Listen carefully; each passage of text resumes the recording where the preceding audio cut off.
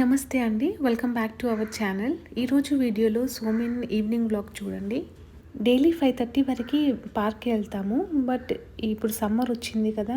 6 వరకు కూడా ఎండ ఉంటుందని చెప్పి మెల్లగా దిగుతున్నాము. ఈరోజు నాకు ఆఫీస్ వర్క్ ఉందని చెప్పేసి ఇంకా లేట్‌గా దిగాము. వాళ్ళ డ్యాడీ కూడా ఆఫీస్ నుంచి రాలేదని 7:00 కల్లా కిందకి దిగాము. అంతలో సోమిన్ వాళ్ళ ఫ్రెండ్ కలిసింది. ఇద్దరు కలిసి ఆడుకున్నారు. ఆ పాప సోమిన్‌కి బెస్ట్ ఫ్రెండ్ అండి. 2 ఇయర్స్ నుంచి వీళ్ళ ఫ్రెండ్‌షిప్ నడుస్తుంది. వాళ్ళది ఒడియా లాంగ్వేజ్ అండి. మనది తెలుగు. అయినా కూడా ఇద్దరు ఫ్రెండ్స్ అయిపోయారు. ఇద్దరిది సేమ్ ఏజ్, 20 డేస్ అలా డిఫరెన్స్, సేమ్ క్లాస్ కూడా. లాంగ్వేజ్ రాకపోయినా కవర్ చేస్తూ ఆడుకుంటారండి ఇద్దరు.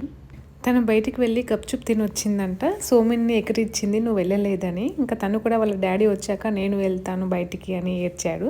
అలాగే పెట్రోల్ కూడా కొట్టించుకుందామని బయటకు వచ్చామండి. మాకు పెట్రోల్ కొంచెం దూరంలో ఉంటుంది. ఒక 2 కిలోమీటర్స్ అలా వెళ్ళాలి. మేము ఉండేది రాజ్గంగ్పూర్ అనే ఒక టౌన్లో.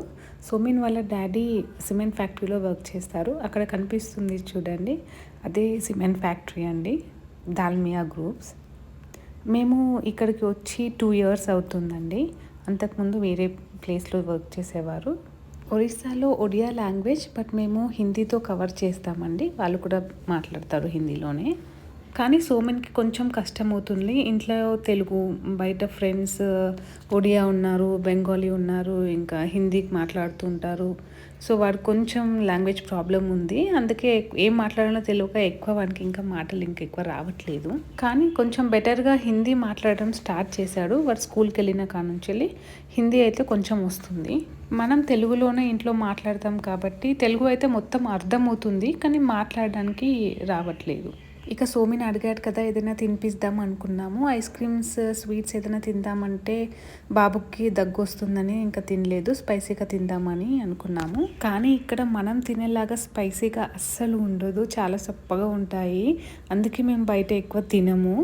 కానీ సోమిన్ తినడానికి ఓకే, పిల్లలు చప్పగా తింటారు కాబట్టి వాళ్ళకు మాత్రం బాగా నచ్చుతుంది. ఈ ప్లేస్లో మోమోస్ చాలా బాగా చేస్తారు. హైజెనిక్గా, నీట్గా ఉంటుంది అండ్ టేస్టీగా కూడా ఉంటుంది. సో ఎప్పుడైనా తినాలనిపిస్తే ఇక్కడికే వచ్చి మోమోస్ తింటాము.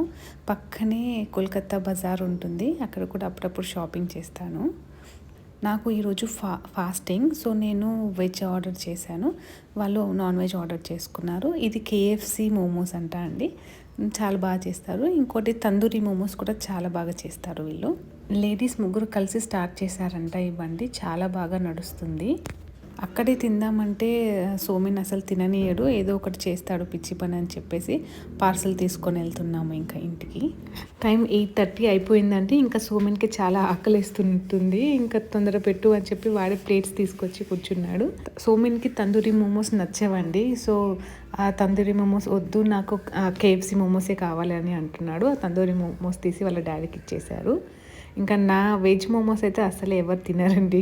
అన్నీ తినేస్తానని వాళ్ళ డాడీకి ఒకటి కూడా ఇవ్వలేదు, బట్ 2 తినేశాడు. తర్వాత కొంచెం పెరుగన్నం కలిపి పెట్టేశాను. మా వీడియోస్ కనుక మీకు నచ్చితే please like, share and subscribe.